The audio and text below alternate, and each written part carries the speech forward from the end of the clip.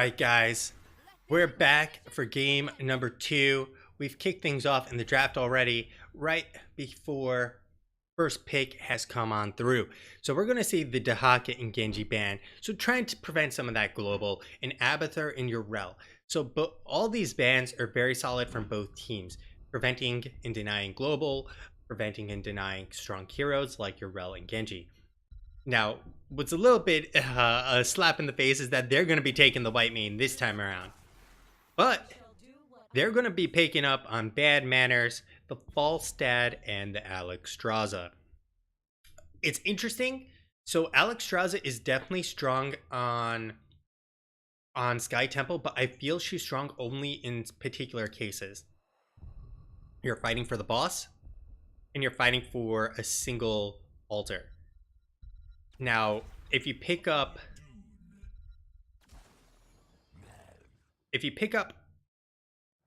two of them, just basically leave, give them one of the altars and walk on back, or one of the temples. You walk on back, give them a temple, and then, basically say, okay, you popped your dragon, now what? And without the dragon, you basically have a much easier time against an Alexstrasza. On the other side, they basically are running it back on the flip. Sean Kingston taking Whitemane, Phoenix, and Diablo. And Blaze will be the ban here, which leaves a much smaller pool of heroes available now for the solo lane. You have Falstad, who might very well be the choice of the solo lane. Maiev will be now banned out here, which I definitely agree with after we saw how effective it was in pulling people around, bouncing them, and locking them down, combined with the Lornado. Very effective combo there. You basically have almost like a mini gust in that you get a bunch of people pushed, you get a Lornado follow-up, which is then, potentially infinite push, depending on how it goes. And we're going to get an Illidan in a Tyrael. This is interesting. So we're going to have Illidan in the solo lane. I'm expecting this is going to actually be a hunt. So they're actually going to play a comp that you don't see very often, and I think is extremely intelligent. They're playing, I think, a dive comp onto Whitemane. Now, they hunt Whitemane, Tyrael comes in, gets the attack speed and the movement speed, and drop the Sanctification simultaneously. Now, the Leo is actually a bad pickup here because Leo will lose against Illidan in the solo lane. He does not hold the lane. I don't know how Sonya does against Illidan, but I've seen and know that Leo should lose the Illidan. And it's very similar, but as long as he doesn't die, they're okay. But they're going to have double global here between the hunt and a flight. But they're playing with a very squishy team. But all of them can basically get around and entomb. So I'm not really sure I like the Leo. I feel like Sonya may actually have been a better choice just because of the fact that their interrupt is non-existent. They have Dragon's Arrow and the Hunt as their tools to interrupt spinning to win, and Sanctification obviously to nullify it. Now, in game one, I thought Bad Manners would potentially pick it up because the floor was much lower for them to execute in comparison to Sean Kingston's. But I like a lot of the tools they have available here. They have Junkrat to poke from afar. They have Phoenix, who can also sort of poke from afar with his arsenal, with his bomb, AoE, clear. Pretty solid all around. Now the boss pressure, though, on the side of Bad Manners is absolutely crazy because they have both a Tyrael, an Alexstrasza, and a Falstad. So they can Sanct it, they can Gust it, and they can also shove it. So a lot of tools to take the bosses pretty freely. But Mello, or the Diablo, will most likely have Lightning Breath, allowing him to be locked in place to sit on there. However, with Sanctification, it completely nullifies any value that Lightning Breath will have. So This is the iffy part about the comp. If they can play around the sanctification, I think they win.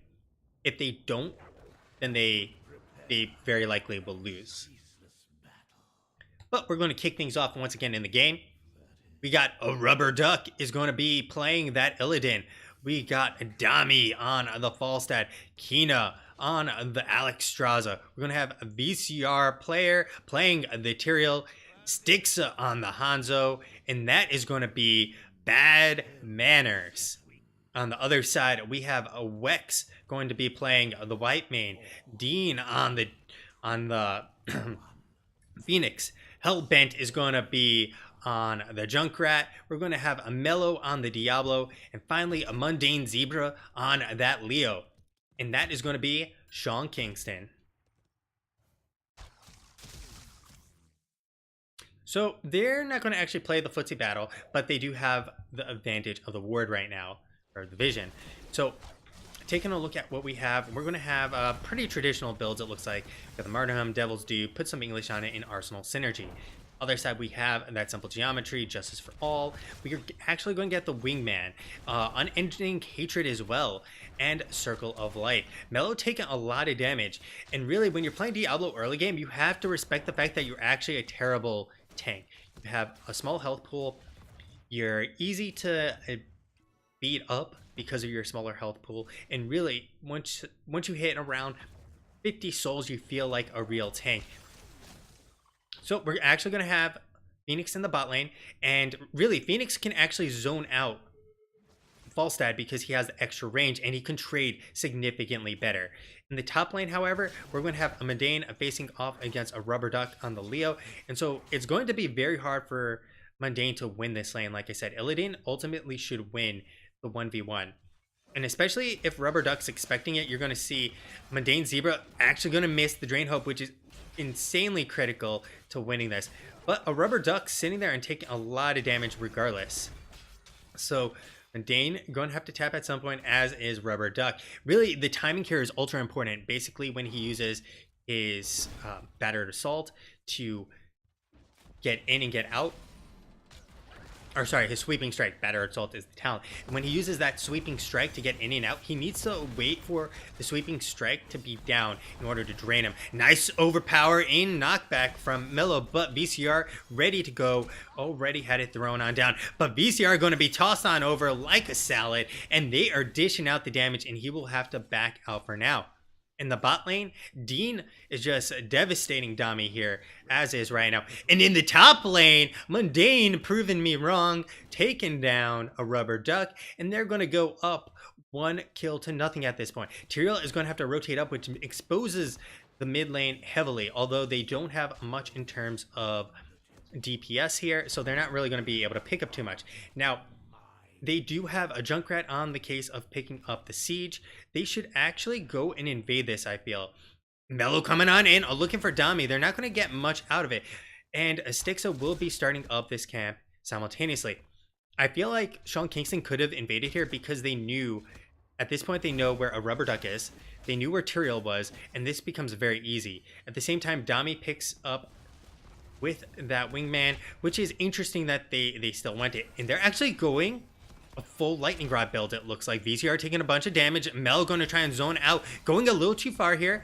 There's the overpower. The knock-on back onto Tyrael, and Dami's going to be here as well. And we're going to have a bot lane just being kind of evenly matched between both sides. The knockback from Hellbent. VCR getting really low. Going to be able to get on out. We got Mundane coming on from the side. The nice overpower from Mellow. And Stixa will be going down first. Mundane does get the drain. Will be keeping himself alive for now. Mellow will have to back out as well. And really, they need to go and tap on up before they commit any further here.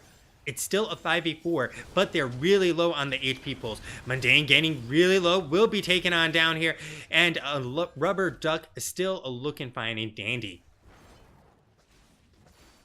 So no one in the top lane. Bot lane was cleared up first by Bad Manners, Siege Giants, which gives him a huge edge. Mellow getting that big stun, but Mellow does not have enough HP. Wex trying to keep him alive. Mundane back up, and he is trying to kill a Rubber Duck, but he will manage to get out, in part thanks to, I'm sure, a friend of foe. So he manages to get out. They need to get some XP to hit 7, and they also need to deal with the Sea Giants, which will be cleared up very quickly, as you see.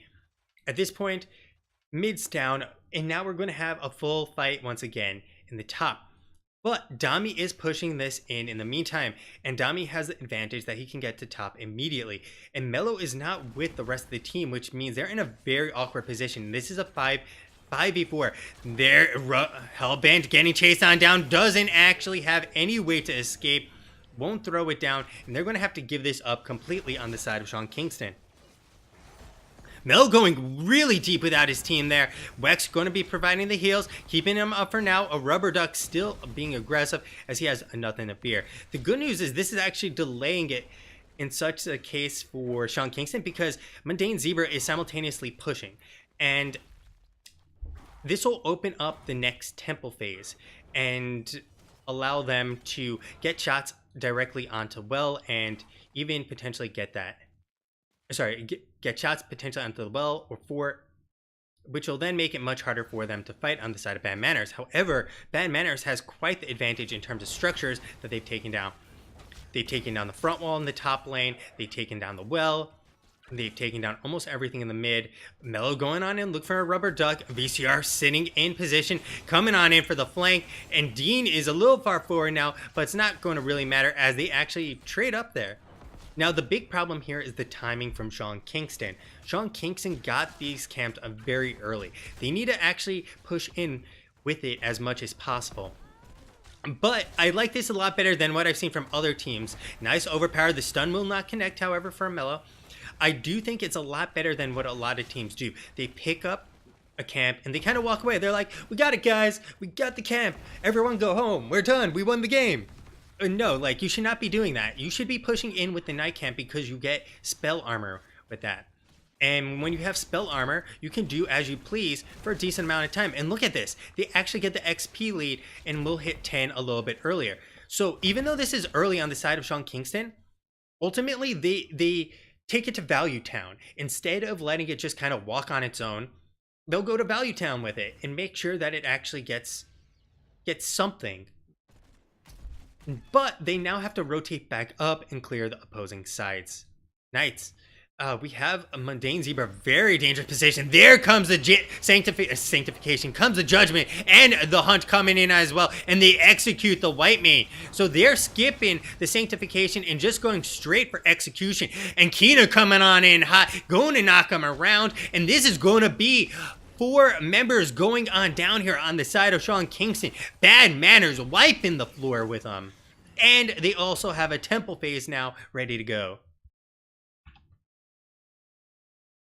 So we're going to see, the sanctification hellbent are nowhere nearby to actually knock people away. And they just blow him up immediately. They all come in. We have the arrow, which gets a beautiful stun. Then we have Kina landing on the other side, getting so much value out of that.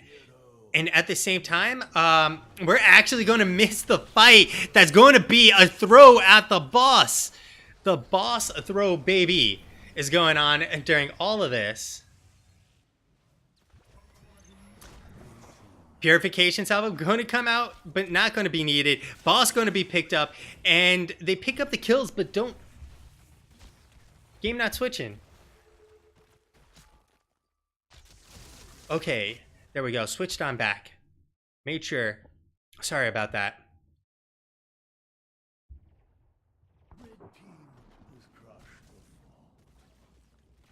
So we missed a little action there, but we're back. Now, they get the boss, they get the camp, and they get the bot lane. Sean Kingston more than recovers from this. So they try to take advantage of the fact that the Hanzo didn't go the serrated arrows. They were doing the boss without serrated arrows. That's a Monka S moment. So 13, they take down mid with the temple, and well,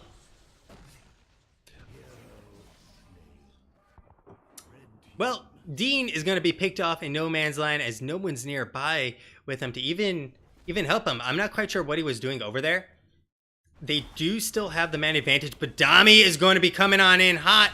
But they pick up the camp. Oh, Hellbent looking for it. They get the damage right before it goes down. Melo's still looking for it. And they're going to have to call it a day. They do get a lot of damage, but they're not going to get anything out of it. So the man advantage doesn't amount to a whole lot, which is great for Sean Kingston and terrible for Bad Manners. They blew a bunch ready to go in, and they also didn't have Judgment or the Hunt ready to go there. Now this is a very nice trade. I would actually like to see RIT just push top. Just push top and say, you know what, they're going to pick this up. We're going to go and pick up top. But Rubber Duck is in no man's land right now. The Entomb is going to come out too late, and VCR should be able to escape here. They're trying to lock him down. He will be knocked on over, but they're chasing him down. The arrow going to hit 3 members. And there they go. There's the Judgment. They lock down. Wex does get the healing and armor out temporarily. The Purification Salvo will not get the kill. And they're basically 3v4ing in the meantime. Hellbent is nice and safe position right now to just shell from afar. And VCR still alive from Kina. Melo will be going down here very shortly. And Hellbent trying what he can, but does not want to poke his face too far forward. We got the Riptire. They're looking for it. Stixa should be able to jump over this wall. And they do actually take out Illidan. So this is a hellish situation. We do get the Knights picked up here from Dami, which is going to give them, you know, top lane pressure pushing on back. 15 versus 14 right now. I don't see any stacks. He must have used them all at that point.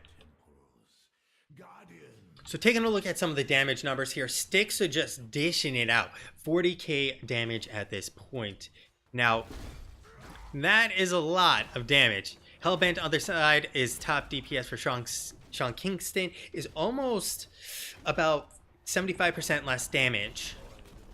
So they're going to just trade things out as is right now. They clear up the night camp. So this is okay for both teams. They're starting to take down the wall. They have 1 tower down. They're working on the next. They're trying to make it as valuable as possible. And they're actually going to collapse on top, potentially. But this is an awkward situation. They keep Tyrael in the bot lane. They don't actually put Falstad down there. They could have actually had Falstad down there and have him fly on up to help potentially fight, especially with 16. But now it's equal on both sides. Temple and top is about to go, and he can Wraithwalk on out to safety, and he will complete it as well. So shots will be finishing off here. We got Keep at about 50%. Bot lane, Keep has taken no damage, and Hellbent will be rolling his way over, or blowing his way over, or blowing up his way over, to be a little bit less lewd there. So they are going to actually collapse on in. They have all the heroics available. Melo will spot this out. VCR coming on in, and they're still looking to fight this. Lightning Breath available. They do have the Entomb, and there they go on the back line. They lock down, but it doesn't actually do anything really. The shock and awe, as it used to be called, and they'll pick up a kill on Illidan and Tyrael, and there's the Entomb locking Kina and sticks it down temporarily. Dami is going to be there as well.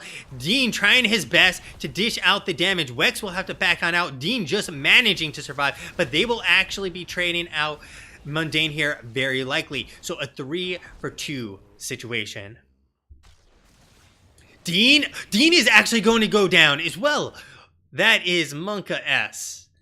Dean, too far forward, not much HP, and without even the help of Wex to keep him up. At the same time, Boss is going to be available.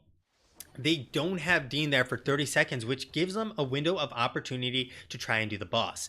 Especially with the fact that they have Gust available. But Lightning Breath is going to be available as well, which is going to mean that he can lock himself in place. We do have the Judgment ready. Bottom is getting cleared up, and they'll be able to get themselves some night pressure in the meantime. So they're doing the boss? No, they're just trying to debate the boss, and they're not actually doing it at this point. But they do have Hellbent, who will be able to see where they are. Spotting him out, actually great bounce there for Hellbent. Probably unintended, but a great bounce nonetheless.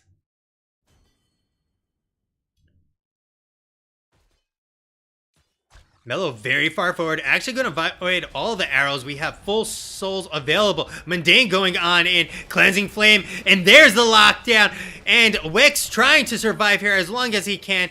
The Styx has been locked down by the Entomb, but Mundane is still chasing him. But the backline getting destroyed. They do take out Hanzo, and they're still looking to try and pick up more with Dean still alive, but they have literally no support available. The spooky ghost bill going to reduce the damage significantly. Mundane will be going on down. The lightning breath trying to chew through him, and VCR about to go, and Dean picks him up, will not be able to escape in time, and they trade 3 for 3 at this point. Sorry, a 4 for 3, but Mello will be going down here shortly, and it's a full team wipe.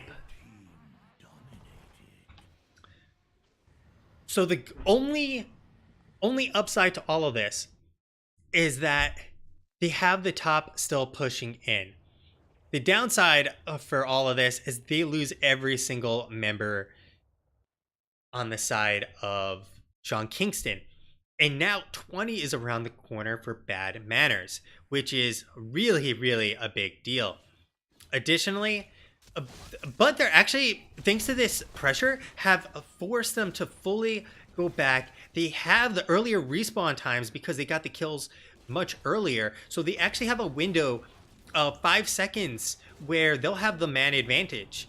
They'll get as much of this temple as possible in the top. They get themselves a keep. And so despite losing that actual fight, they walk ahead with the first keep of the game, which is great for the side of Sean Kingston because they need to get 20, and you can see they're currently working on that exactly by getting the mid shots. We're going to have Falstad on top. They're going to retreat here because they're not going to be able to get enough, and Dean in the bot lane is soaking it on up for him, so they need to be very, very safe. Mundane Zebra should just back on off. In fact, they should just say, you know what, you get your shots, we'll call it a day. You can take the top wall, you can take the mid wall, but are they going to okay, they get the 20s. They get 20s. We also had Angel of Justice. We have the perfect agility. The Call of the Wild Hammer. So Hinterland's Blast is going to do a lot more. Nowhere to Hide. On Ruby Wings. Buried Alive. Scarlet Crusade. No choice. There we go. The Hellstorm, Cannonball, and finally Unconquered Spirit. These are very big heroics for both sides. The Buried Alive alone can win the game here for Sean Kingston. Largely because people who have escapes no longer can do anything while they're locked down in the Buried Alive. So they're going to rotate on up and actually finish this. Dami can come on in at any point. They can't do boss unless they know where multiple members are. They have vision and are warding on the side of Bad Manners, which is excellent. So they are also hiding themselves from the map, which is additionally excellent. If you don't know where your enemy is, you have to play much more passively and much more safely. They are actually looking for the opportunity to grab someone here. Stixa and Dami and a Rubber Duck they're looking for. A big Entomb potentially coming through. Rubber Duck trying to avoid it.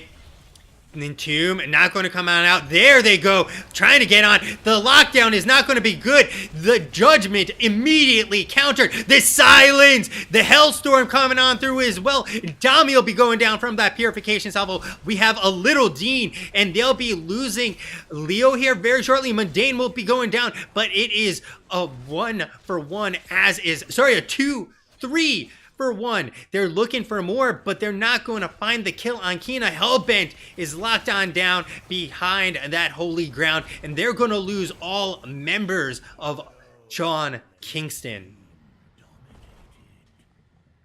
So the big problem here, they lost Mello extraordinarily fast.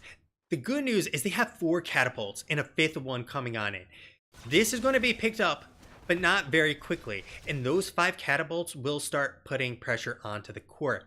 They will have to back, which a Rubber Duck probably will do. They have a wave here ready to go. A Mundane Zebra does need to get out. He cannot feed here as is right now. They need to give this up. It's not the worst thing in the world. He is using the Entomb, trying to survive as long as possible. He does have the catapults on the core. 4 of them are there. They will lose the Leo, and the 5th is coming on in without any damage being done to that core in the meantime. So boss is pushing on in. Mundane Zebra does have trait value to work with here, and they'll be able to potentially defend this. They do have, you know, the taste for explosions to get the stacks. They have the cannonball, but they have the spread volley.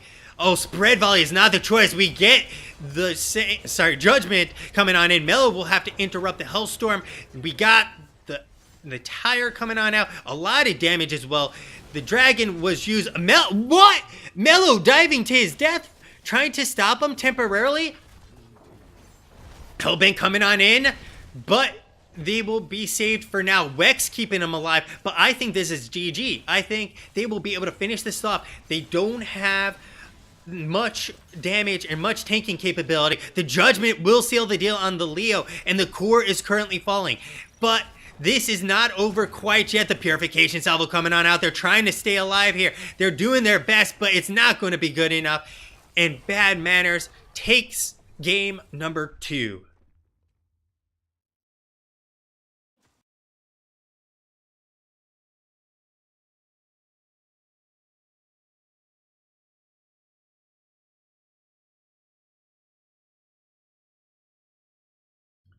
So taking a look at some of those damage numbers, Styx are doing a ton of work there. 75k, almost a little over 20k more than Phoenix. Falstad doing a hell of a lot. Junkrat doing exactly the same as the Falstad.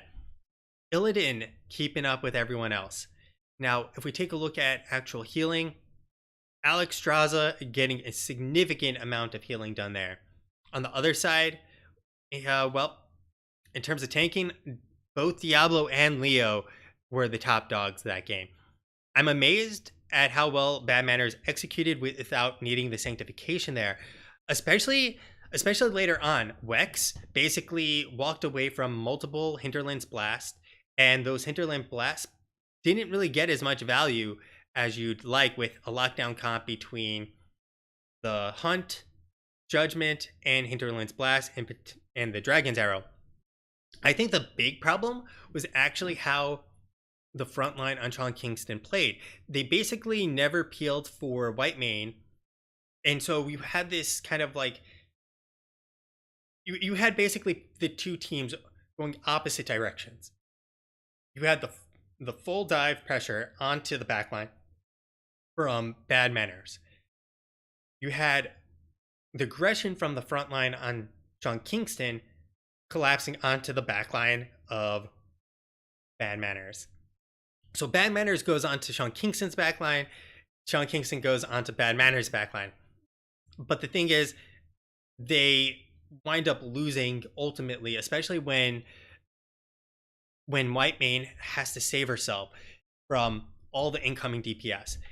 And if you're not like trying to interrupt the rest of the DPS they're doing, so the Hinterlands Blast basically should be interrupted every single time by Mello. Mello should basically hold the charge, look for the Hinterlands Blast, interrupt it, because remember, you expect the Judgment and the Hunt onto Whitemane. So if you charge Falstad, you interrupt him, and you then potentially put all the pressure back onto Bad Manners to execute and save the Falstad. And additionally, you do have the Spooky Ghost build, so you have the Ominous Wraith and Royal Focus, which then allows him to reduce their damage significantly. And even despite that, really the problem there is Mundane's trying to reduce their damage. The rest of the team needs to be, so Mello needs to be peeling, the rest of the team needs to be then surviving and dishing out the damage and sustaining through, while Mundane keeps their damage effectively nullified. Unfortunately, that wasn't how it worked. Additionally, this is I think not the choice, especially if you go and pick up Cannonball. I feel like you always go with Endless Nades, and with Endless Nades you get many more stacks of Taste for Explosions. You just constantly are putting out a lot of damage, and really it screws them up entirely. Additionally, it was up to Hellbent to drop one of his concussion mines to toss him away from Whitemane. And same thing. So like Mellow can peel, Junkrat can peel, and then at that point it's up to them to survive the initial onslaught. And unfortunately, they didn't in most of those cases. Although you saw a white man walk away, but the problem is you had the front line too far away for Scarlet Aegis to actually take effect.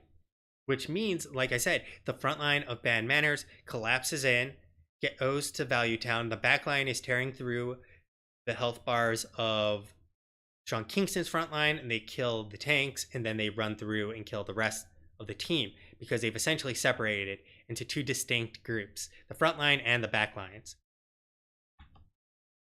Why is that not showing? Okay, that did not show correctly. Okay, that was hella weird. Why nothing was been showing that entire time. But